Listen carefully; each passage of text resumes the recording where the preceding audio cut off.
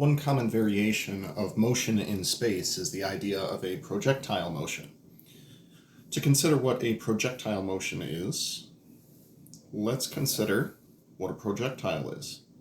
A projectile is something that flies through the air where the only force that's acting on it is the force due to gravity. Now, in order for us to make predictions about projectile motion, what we're going to do is define a vector-valued function, and we're going to define it in 2 dimensions.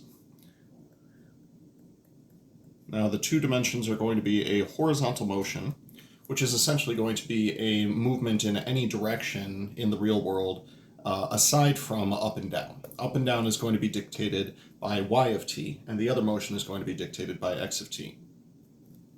Now, typically the way that you are going to be introduced to this projectile motion is that there will be an initial velocity vector. However, that vector is not going to be given to you in terms of an actual vector. You'll have to figure that out for yourself. What you will be given is an initial angle above the horizontal as well as an initial speed. So given the magnitude of the initial vector, the angle above the horizontal, as well as, why don't we go ahead and refer to this as h for an initial height above the ground, which is defined as y equals 0. We'll say find r of t. Now, when it comes to a projectile motion, I mentioned that the only force that's acting on it is the force due to gravity. Now, force will take into account the mass of the object, but overall, when we're considering what the acceleration of the object is, if the only force acting on it is gravity, then that's only going to have an impact on the vertical direction. The horizontal direction will have nothing going on. Now, g is known as the acceleration due to gravity.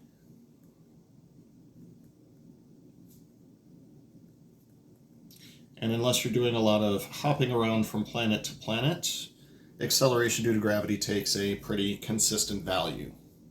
Now, in the metric system, this would be defined as 9.8 meters per second squared, or meters per second, or approximately 32 feet per second.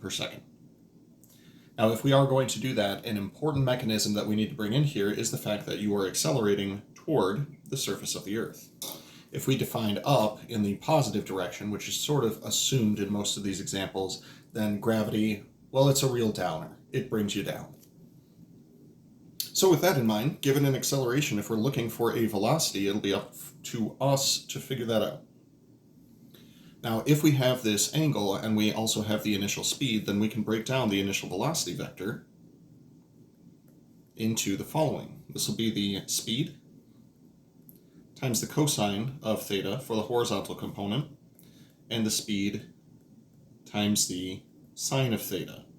That's simply transferring this from the polar representation back into the rectangular representation of the initial velocity.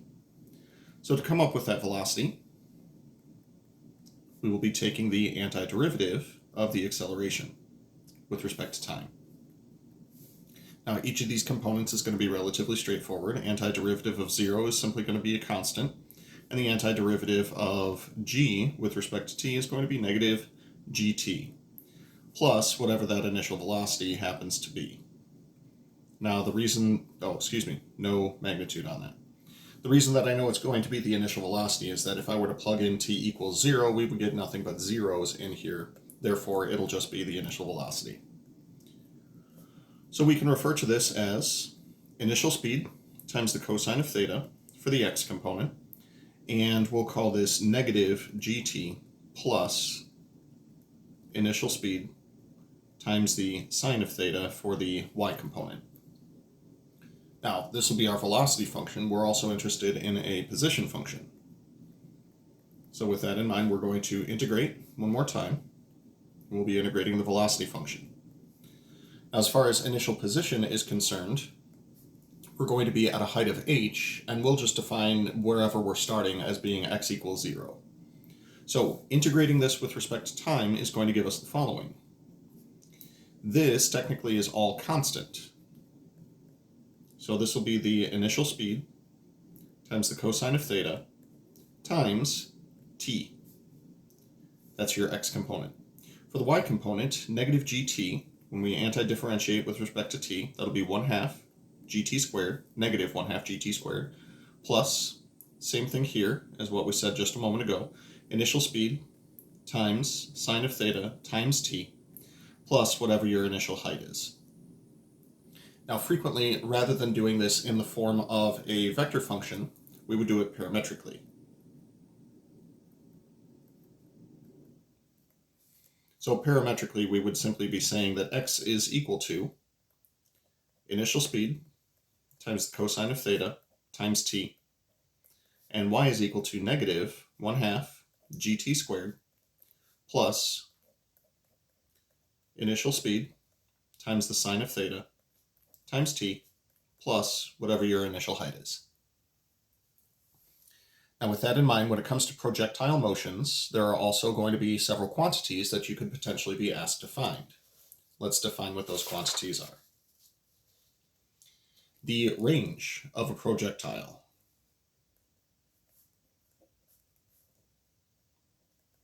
This is asking, for all intents and purposes, how far horizontally does the projectile travel before it hits the ground?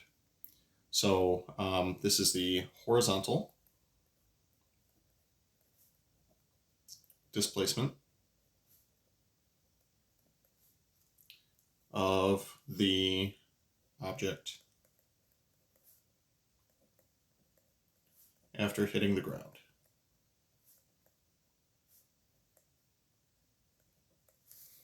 So if we were to quantify this in terms of an actual thing that's moving through the air, this horizontal distance would be referred to as the range.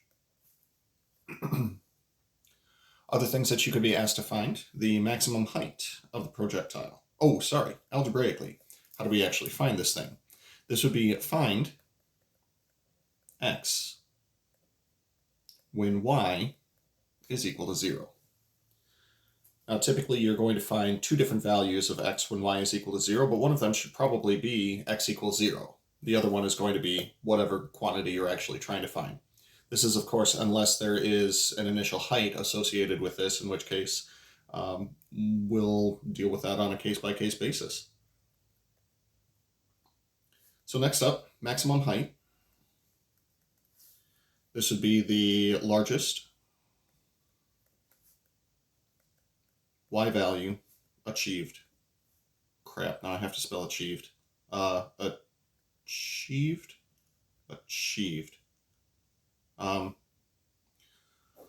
Largest y value obtained. There we go.